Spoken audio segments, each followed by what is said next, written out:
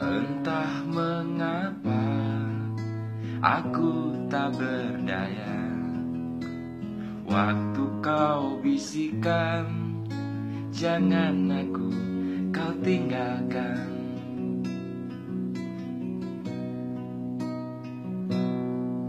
Tak tahu di mana ada getar terasa. Waktu kau katakan ku butuh dekat denganmu.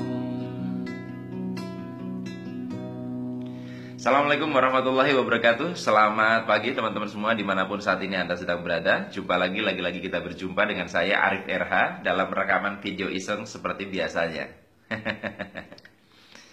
Ya, pada kesempatan pagi hari ini kita akan mengambil tema tentang berdamai dengan rasa takut. Teman-teman, mengucapkan judulnya sangat mudah, tetapi mempraktekannya dalam kehidupan tidak semudah mengucapkannya. Tetapi saya berani menyampaikan tema ini karena minimalnya saya punya beberapa pengalaman di mana saya berdamai dengan beberapa ketakutan saya. Cukup banyak ketakutan-ketakutan saya yang sudah bisa saya atasi, dan bukan berarti ketika saya mengatakan seperti ini saya tidak punya ketakutan tentang hal yang lain lagi. Masih ada PR-PR ketakutan yang perlu saya tuntaskan. Saya berdamai dengan semua ketakutan itu. Dulu saya pernah mengalami yang namanya takut berbicara di depan umum, ya pegang mic jadi gemeter begini. Sekarang saya bicara di depan ribuan orang, ya biasa aja. Kemudian saya pernah mengalami yang namanya takut untuk berkomunikasi dengan lawan jenis, ya. Sampai kalau misalnya saya memboncengkan teman gitu, wanita yang waktu zaman kuliah dulu minta diantar waktu KKN gitu, rasanya grogi sampai minda gigi aja salah-salah, ya karena ketakutan dengan lawan jenis. Kemudian saya juga punya ketakutan menikah, ya saya sampai belajar terapi macam-macam, ya akhirnya saya bisa berdamai dengan ketakutan menikah. Kemudian saya juga punya ketakutan terhadap dulu ya yang namanya ular, ya takut ular berlebihan sekali, ya. Takut itu sebetulnya bukan sesuatu yang terus harus dihilangkan, ya, tapi ketakutan itu adalah harus wajar. Ketika misalkan Anda takut dengan harimau, itu berarti ada kewaspadaan di dalam diri Anda. Tapi kalau misalkan Anda takut terhadap patung harimau yang sudah jelas-jelas tidak berbahaya, maka itulah yang disebut sebagai ketakutan yang berlebihan yang perlu kita berdamai. Nah, waktu itu saya takut dengan miniatur ular itu apa ya, yang ular karet gitu. Dengan ular-ularan karet aja saya takut, gilo istilah orang Jawanya. Padahal ular karet itu jelas-jelas tidak berbahaya buat saya. Nah, ini yang disebut fobia, ya. Nah, teman-teman semua, dari semua pengalaman menghadapi ketakutan, berdamai dengan ketakutan yang saya sampaikan tadi, ternyata kunci bisa berdamai dengan itu adalah bukan di teknik. Anda bebas menggunakan teknik apapun. Anda mungkin mau pakai hipnoterapi, Anda mau pakai EFT, ya saya juga pernah pakai EFT untuk mengatasi rasa takut fobia ular tadi. Ya, atau apapun lah, apapun metode yang Anda pelajari. Tapi inti dari semua kunci menghadapi ketakutan adalah satu kata, hadapi. Selama kita berlari tidak menghadapinya, maka kita tidak akan pernah bisa berdamai dengan ketakutan itu. Kalau kita mau berdamai dengan musuh, maka kita perlu bertemu dengan musuh itu dan menjabat tangan musuh itu. Jadi, berdamai itu perlu dihadapi dulu. Nah, dulu saya ketakutan dikejar-kejar debt collector. Akhirnya saya lari, tidak mau menghadapi debt collector itu, tidak mau menghadapi orang yang meminjamkan uang sama saya. Nah, selama saya lari maka persoalan ini tidak pernah selesai karena saya terus dirundung ketakutan, dan ketakutan saya yang mengundang banyak persoalan dalam hidup. Nah, banyak orang yang misalnya takut terhadap lawan jenis, dia tidak berlatih untuk menghadapinya. Orang yang takut ngomong di depan umum, dia justru menjauhi untuk berbicara di depan umum. Orang yang takut kegelapan, dia justru tidak mencoba menghadapinya. Orang yang takut di ketinggian, dia tidak mencoba untuk berada di ketinggian. Padahal kuncinya adalah dihadapi. Contoh paling gampang adalah misalkan ketakutan yang paling umum adalah takut hantu.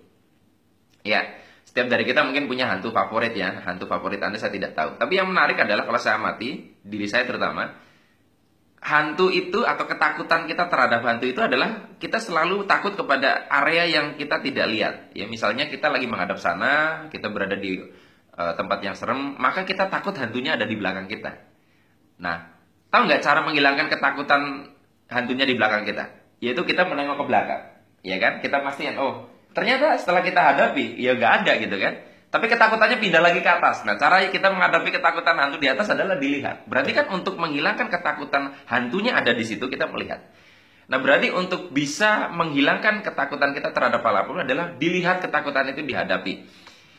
Waktu saya menterapi diri saya waktu fobia ular itu adalah, atau apapun ketakutan Anda, pasti teknik apapun yang digunakan, kita diminta untuk menghadapi ketakutan itu. Saya waktu pas mengatasi fobia ular, saya langsung pakai ular karet itu saya terletakkan, saya pegang, saya kalungkan.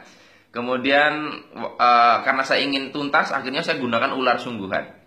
Nah, jadi teman-teman semua, dengan metode apapun, intinya adalah dihadapi. Kenapa perlu dihadapi pertanyaannya? Teman-teman semua, untuk membuang emosi yang terperangkap dalam diri kita yang menyebabkan rasa takut yang terus terpicu muncul adalah dengan dibuang. Nah, untuk bisa membuang, kita harus mengangkat emosi itu secara keseluruhan. Nah, ketika saya takut ular, lalu saya berhadapan dengan ular, ketakutan itu akan real muncul. Nah, itulah kita lebih mudah untuk membuangnya. Nah, sama seperti kalau misalkan kita mau menghilangkan bau tidak enak di ruangan, bau sampah, maka kita perlu menemukan sampahnya. Ya, kita menemukan sampahnya, kita hadapi, ya, walaupun agak bau-bau dikit, baru kita buang. Nah, kita tidak akan pernah bisa mengatasi ketakutan kalau kita selalu berlari menghindari ketakutan kita. Jadi teman-teman semua, bagi siapapun yang saat ini mengalami ketakutan, ya, Anda tidak perlu minta saran sebetulnya. Ya, Pak, sebagaimana saran menghadapi ketakutan ini? Enggak. Satu-satunya cara untuk menjadi berani adalah dengan melakukan yang kita takutkan. Jadi kesempatan kita untuk menjadi berani adalah dengan kita punya daftar apa saja yang kita takuti. Sekecil apapun Anda takut cicak, lalu berani memegang cicak, melihat cicak, itu keberanian Anda setara dengan orang yang biasa naik ke puncak gunung. Karena keberanian bukan diukur dari gunungnya, bukan dari cicaknya, tapi ketakutannya itu yang berhasil dihadapi.